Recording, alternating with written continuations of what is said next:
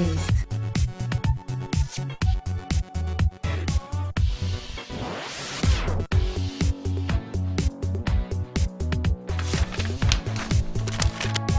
Le troisième roman de Bessora est à l'honneur dans ce numéro de votre émission. Ce roman est intitulé Deux bébés et l'addition.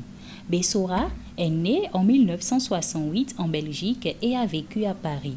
Après 53 cm, Les taches d'encre, prix Félix Fénéon 2001, publié au Serpent à plumes, Deux bébés et l'addition est son troisième roman. Maternité des Groseilles, Mitty, pauvre petit fruit des bois, abruti de douleur, est sur le point d'accoucher. Elle a soigneusement massé son périnée à l'huile de foie de morue durant toute sa grossesse. Elle s'interroge sur la vocation de son accoucheur. Pourquoi devient-on sage-femme quand on est un homme?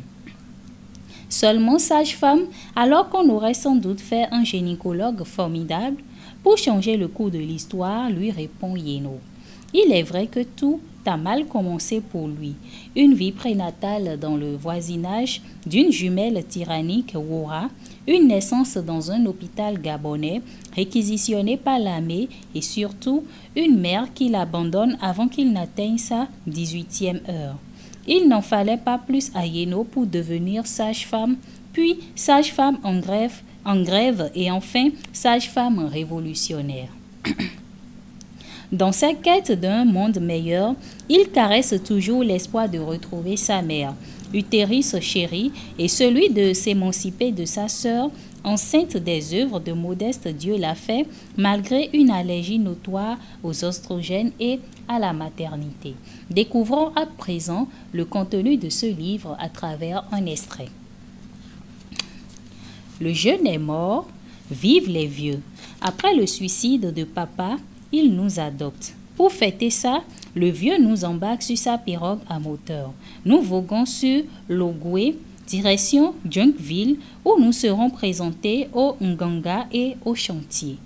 Je ne voulais pas qu'il m'emmène, j'aurais préféré rester à Rondbizozo avec la vieille, près de ces plantes magiques, de ces femmes enceintes et de ces jeunes accouchés.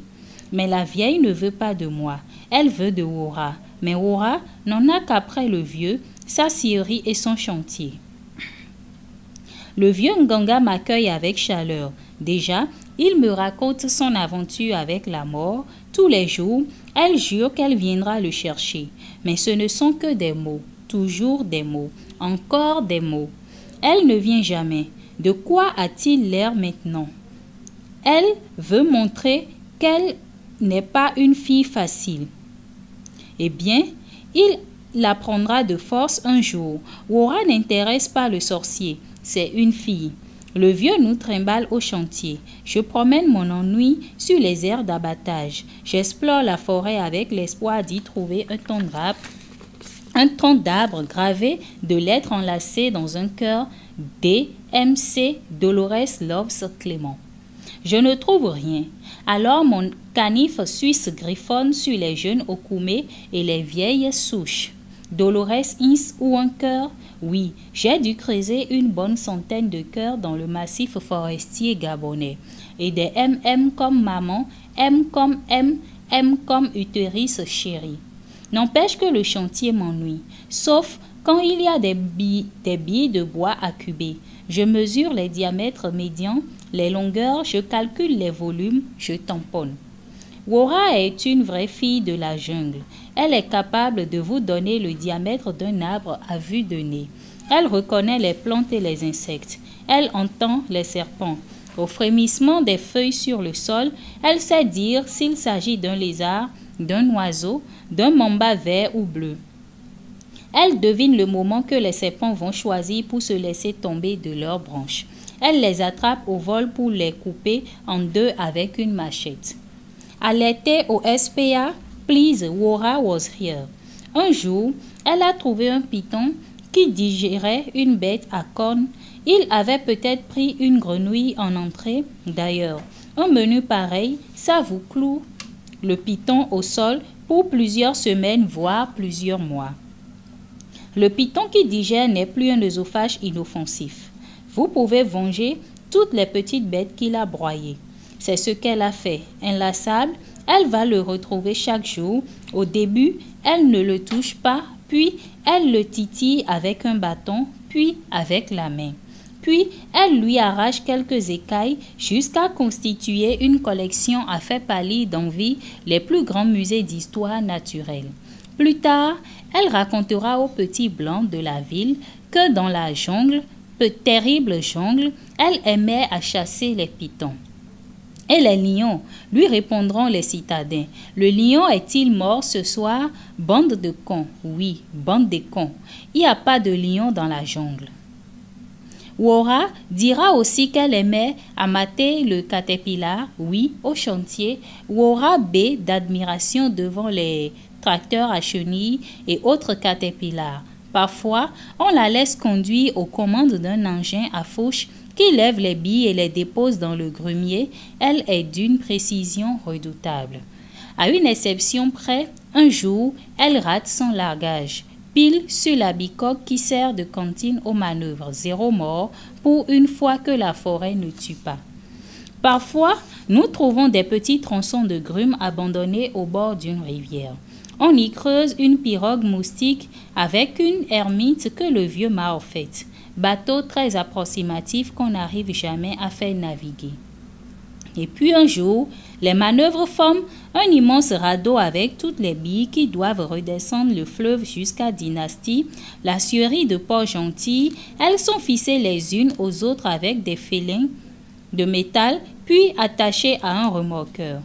On charge le radeau de pierres, de bois non flottables, de poulaillers de voyage, de 2 ou 3 chèvres, de régime de bananes, de bâtons de manioc. On y monte une petite cabane pour dormir.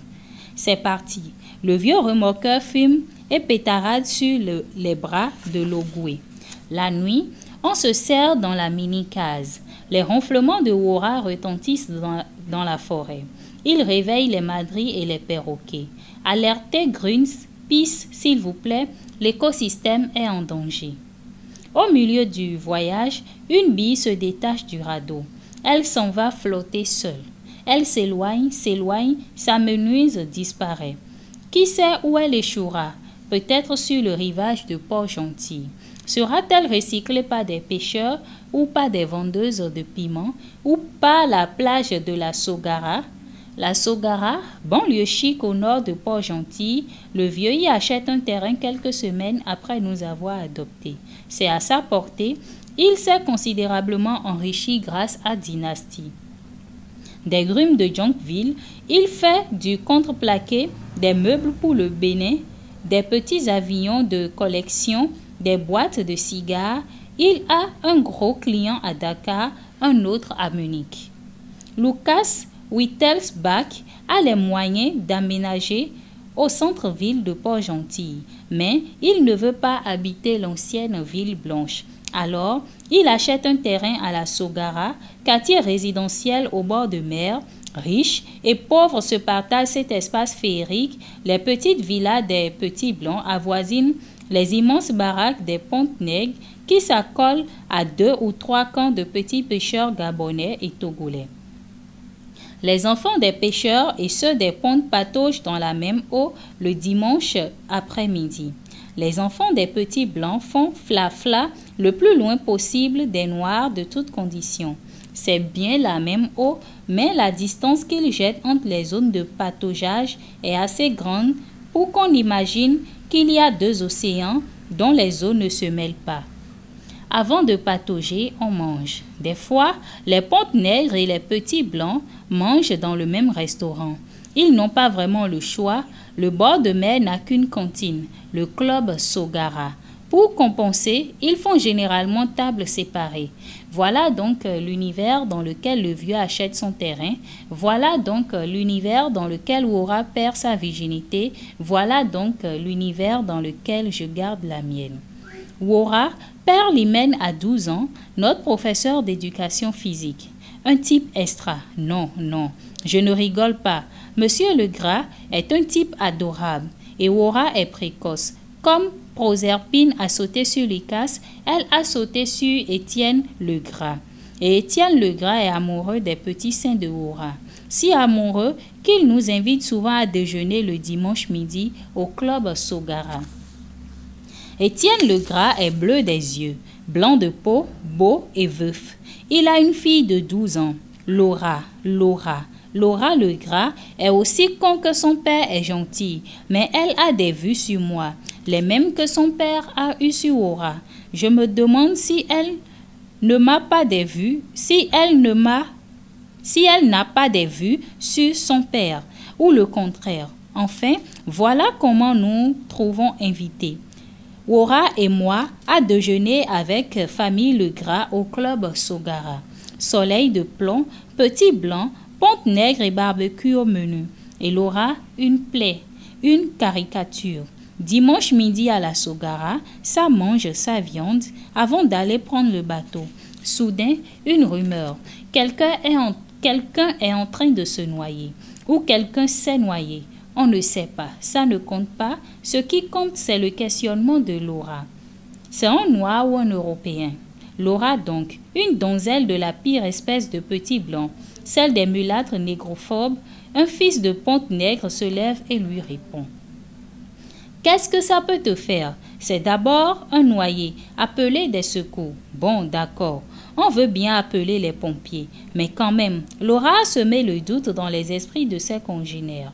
C'est quoi exactement ce noyer, du blanc ou du noir? Ça, ce n'est ni l'un ni l'autre. Le bruit circule depuis assez longtemps pour qu'il ne s'agisse plus que d'un cadavre. Les plongeurs explorent les fonds marins et les appétits des petits blancs vont bon train. Ça mange toujours sa viande. Un serveur vient débarrasser notre table. Il me regarde. Tout au fond de ses yeux, une haine incommensurable. Il me prend pour un petit blanc. Je dément avoir jamais appartenu à cette secte. Ah, j'oubliais. Oui, le noyé était noir. Son cadavre est passé devant la terrasse du restaurant, sur un brancard blanc. Il avait le ventre gonflé d'eau et les estomacs des petits blancs étaient pleins.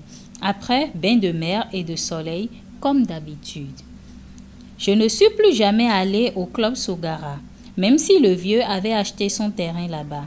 C'est une parcelle marécageuse recouverte de mangroves. Pour y construire, il faut d'abord la sécher, arracher les racines, créer un sol artificiel avec du sable dessalé. Le vieux rêve d'une maison mégalomane juste à côté des baraquements des pêcheurs miséreux. La maison sera en bois lambrissé. On enlèvera sur 5 pilotis, puis pour protéger nos matelas des marées, des arvesses, des crues du fleuve. Les pilotis s'enfonceront jusqu'à 20 mètres sous terre. Chers amis de Parole au Test, ce sera tout pour aujourd'hui. Retrouvez ce livre de bébé et l'addition de Bessora dans les rayons de la bibliothèque Nicéphore Dieudonné Soglo du Centre culturel artistique Africa à Cotonou. Merci de nous avoir suivis. Au revoir.